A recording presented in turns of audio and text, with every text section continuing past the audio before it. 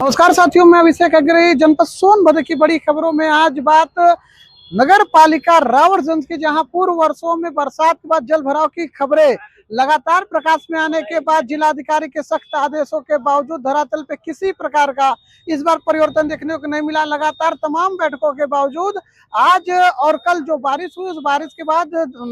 रावटगंज मुख्यालय पर जल भराव की स्थिति देखने को मिली। वहीं आज ओबरा तहसील प्रांगण के अंतर्गत पुनः खनन संचालन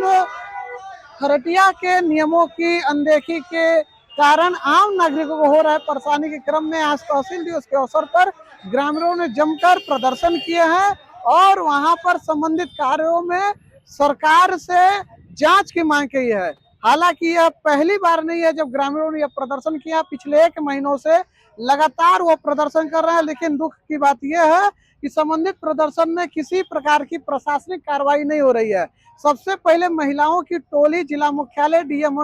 दरबार में पहुंचे और अपने साथ वो पत्थर ले गई, जिस पत्थर से कारण वो भयभीत वातावरण उत्पन्न हो रहा है। ग्रामीणों का स्पष्ट कहना है कि घनी आबादी में खनन स्वीकृति के कारण उनके जान माल के खतरे बढ़ रहे हैं। हालांकि तमाम धरना प्रदर्शन के बावजूद अभी तक कोई स्वतंत्र टीम का गठन धरातल पे नहीं हुआ है। वहीं आज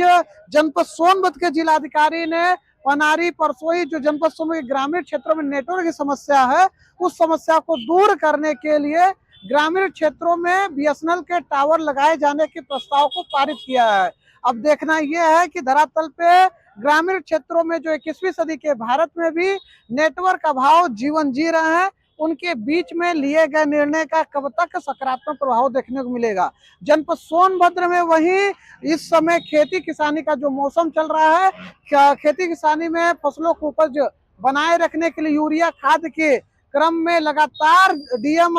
कार्यालय से आदेश जारी होने के बावजूद भी लगातार प्रकाश में आई खबरों के बाद जनपद सोनभद्र के 6 जो संचालन है जहां पे यूरिया और खाद वितरण होते हैं, वो 6 सचिवों के भुगतान को रोक दिया गया है। एक बड़ा प्रश्न चिन्ह यह है कि जब जनपद सोनभद्र के जिलाधिकारी महोदय ने लगातार यह कार्रवाई के लिए बताया गया है कि किसानों को निर्धारित धनराशि के अंदर ही यूरिया खाद उपलब्ध कराया जाए और वहां पे किसी प्रकार की भद्दगी ना हो, लेकिन धरातल पे तमाम आदेशों के बावजूद जो खबरें प्रकाश में आ रही हैं, उन खबरों के बाद चिंताजनक स्थिति बनी हुई है और एक बड़ा प्रश्न चिन्ह यह है कि संबंधित कड़ी में परिवर्तन कब आएगा। वहीं देश की राजधानी जंतर मंतर पे चल रहे आंदोलन में आज सुबह जिस प्रकार से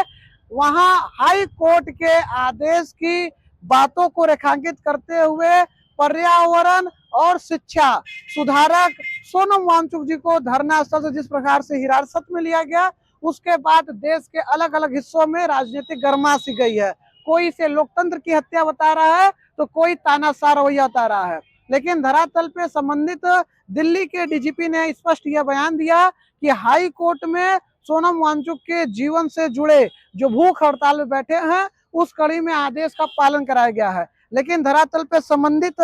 हिरासत में लिए जाने के बाद सोशल मीडिया पे तेजी से वीडियो तैरने लगे और देश के अलग अलग स्थानों से क्विक रिस्पांस देखने को मिला। इसी कड़ी में आज हम धरातल पे आम पब्लिक के बारे में भी जानेंगे कि देश की राजधानी में चल रही गतिविधियों में आम नागरिकों को कितनी जानकारी है या संबंधित गतिविधियों को किस नजरिए से देखता है। तो आप हमारे वीडियो में जुड़े रहिएगा। नमस्कार साथियों।